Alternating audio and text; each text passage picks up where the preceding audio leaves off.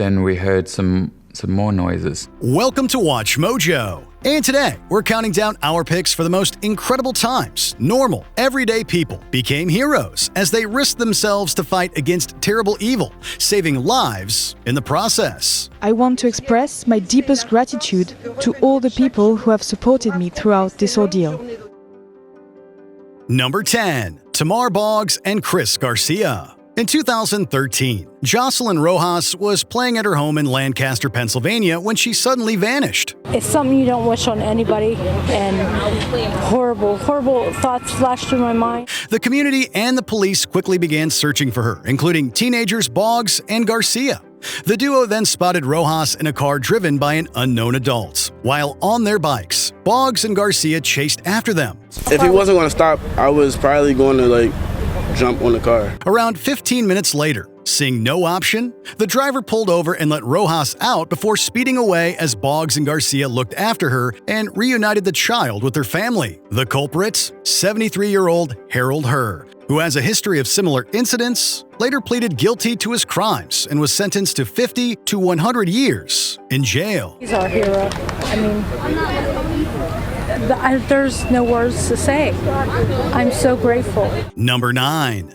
Jonathan Smith. In 2017, Stephen Paddock opened fire on the crowd at the Route 91 Harvest Music Festival in Las Vegas. He took 60 lives and injured hundreds. Very scary at the time, and then I got my wife up. As I got her up, two guys came running by that were carrying a girl or somebody that was all bloody, and it looked like they had been shot. However, if it wasn't for Smith, those figures would have been higher, as he began directing people to safety. However, when Smith went to aid a group of children, he was struck by a bullet in the neck. Thankfully, off-duty police officer Tom McGrath got to him to help control the bleeding and save Smith's life. At that point, I started to just fade out, and they kept basically, he put his knuckle in the middle of my sternum and said, "Wake up, wake up.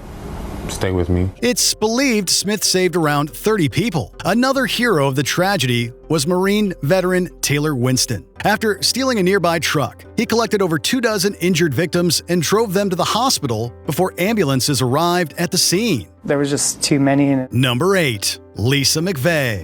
In 1984, as a teenager, McVey was cycling home after work in Tampa, Florida, when she was pushed into a car. One bad situation got me to another bad situation. From there, she was taken to a property, all while experiencing assaults from the abductor. Yet despite the trauma, McVey memorized details of the vehicle and the residents, leaving as much physical evidence as she could. On top of that, she pretended to make a connection with the criminal. She stated they could date and talked about personal issues. So I had to take all the abuse I had incurred when I was a child and just reach down one more time in the pit of my stomach and tap on those survivor skills. This led to her release. Soon McVey spoke to the police, who followed her insights and evidence to Bobby Joe Long, a serial killer who'd taken 10 lives. He was executed in 2019, with McVey watching, who became a police officer after her experience with him. It's healing, peace, it just overwhelmed me. Number 7. Brandon Tsay. In 2023, Hugh Can Tran walked into the Star Ballroom Dance Studio in Monterey Park, California, a place he'd frequented decades before, and opened fire. I heard the sound like a bullet. He took 11 lives and injured nearly as many. Next, Tran went to nearby Alhambra and ventured into the Lele Ballroom and studio. He then came face-to-face with Tsay, whose family owned the venue. Believing this would be his last action, Tsay lunged at Tran and disarmed him. Tran then ran away, later taking his own life. Tsay went on to help his community heal from the tragedy. I want everyone to focus on the victims. Due to his incredible actions in saving untold lives, then President Joe Biden recognized Tsay's heroics at the State of the Union address after he was invited as Jill Biden's guest. He saved lives. It's time we do the same. Number 6. Everyone helping stop the 2007 Glasgow Airport attack. In 2007, with a vehicle containing flammable and explosive material, extremists Bilal Abdullah and Kafil Ahmed drove into the entrance of Glasgow Airport. I didn't think I was in a dangerous situation. Ignorance is bliss. When it didn't detonate, the duo tried other attack methods. Several bystanders made Scotland incredibly proud that day. Michael Kerr lost multiple teeth and suffered a broken leg after fighting one of them. Alex McKeevan punted one of the attackers in the crotch so hard that he tore a tendon in his foot. Stephen Clarkson helped subdue another. There was no way he was carrying on. I was going to take him down, and that's what I done. Henry Lambie helped put out fires and helped with the arrest. Off-duty officer Stuart Ferguson also helped extinguish fires. Michael MacDonald got people to safety and helped subdue an attacker. Finally, John Smeaton pulled Kerr to safety. It's your civic duty. Amazingly, there was only one fatality: Ahmed. Number 5. Everyone stopping Usman Khan. In 2019, convicted extremist Khan was out on parole and was attending an officer rehabilitation conference in London, England. Suddenly, he threatened to use a fake explosive vest strapped to him as he began stabbing people, taking 2 lives and injuring 3. Neighbours stunned by the news. It's shocking to know that he was really quite close to you. However, if it weren't for the actions of several heroes, that count would have been higher. Lucas Kozosik used an ornamental spear to deter Khan, while Darren Frost used a narwhal tusk. And I just offered up the tusk. Prisoners on day release to attend a program, John Crilly and Stephen Gallant, the latter of whom was convicted of murder, also fought Khan. Crilly famously used a fire extinguisher in the battle. Their and others' actions gave the police time to surround Khan and fatally shoot him. This is an attack on our community in many ways, and it was intended as such. Number 4. Jon Meis. In 2014, Aaron Ybarra arrived at Seattle Pacific University with a plan to take as many lives as possible.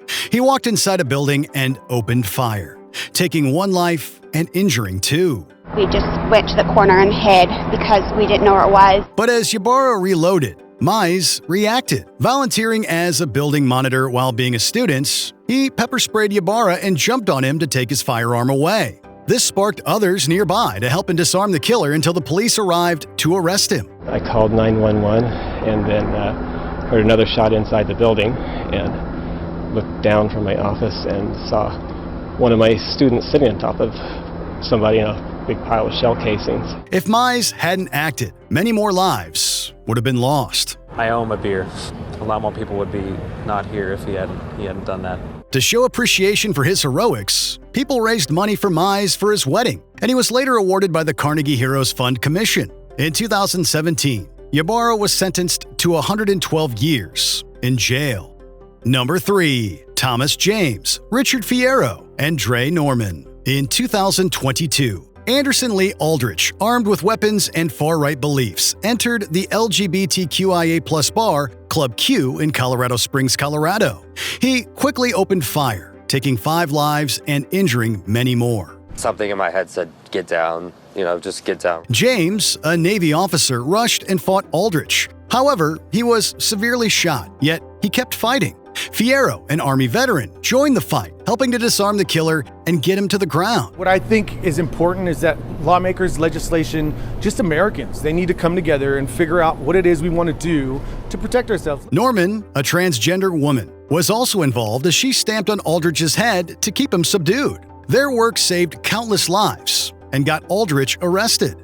In 2024, after pleading guilty and refusing to apologize to victims and their families, Aldrich was sentenced to 55 life terms. I hope that this person can find clarity, peace, and a sense of their own life. Unfortunately, will be behind bars. Number 2. Giselle Pellicott. From 2011 to 2020, Giselle was frightened. Several health issues had arisen, making her believe she had a serious illness. It is with deep emotion that I speak to you today. Unbeknownst to her, her husband Dominique had been sedating Giselle and assaulting her, causing her symptoms. He'd also invited other men to do the same at several locations in France. In 2020, after Dominique was arrested for upskirting a woman, the horrible truth was discovered as he had photos and videos of the assaults. 20,000 photos and videos of him and more than 70 other men. Giselle did the incredible by foregoing privacy and making the crimes against her public to raise awareness. In 2024, Dominique was sentenced to a maximum of 20 years. Another 50 men were also convicted, earning sentences from suspended ones to 15 years in jail. I have never regretted this decision. I have confidence now in our capacity, collectively, to find a better future in which men and women alike can live harmoniously together. Before we continue, be sure to subscribe to our channel and ring the bell to get notified about our latest videos. You have the option to be notified for occasional videos or all of them. If you're on your phone, make sure you go into your settings and switch on notifications. Number 1. The White Rose. In 1942, 5 students and 1 professor at Germany's University of Munich formed a movement that became a thorn in the side of Adolf Hitler's reign, the White Rose. So they started to put their feelings into writing, which of course was a really dangerous thing to do. Led by Willy Graf, Kurt Huber, Christopher Probst, Alexander Schmorell, Hans Scholl, and Sophie Scholl, the nonviolent movement created leaflets against the government and secretly dispersed them around. In 1943, the Scholl siblings, who'd previously been in the Hitler Youth Wing, released leaflets in the university. For both siblings, it was time to escalate the fury that had been brewing for years. However, they were spotted by janitor Jacob Schmid, who told the authorities. This led to them arresting many of the people involved in the White Rose, resulting in executions, including all of the leaders, and prison sentences. After World War II, Schmid was sentenced to 5 years of hard labor. I think the other thing that we can take away from the White Rose is the sense that there is strength in numbers, that when individuals who have conviction come together, that they have greater strength. Which other normal people that stood up against evil did we miss in our video? Let us know below.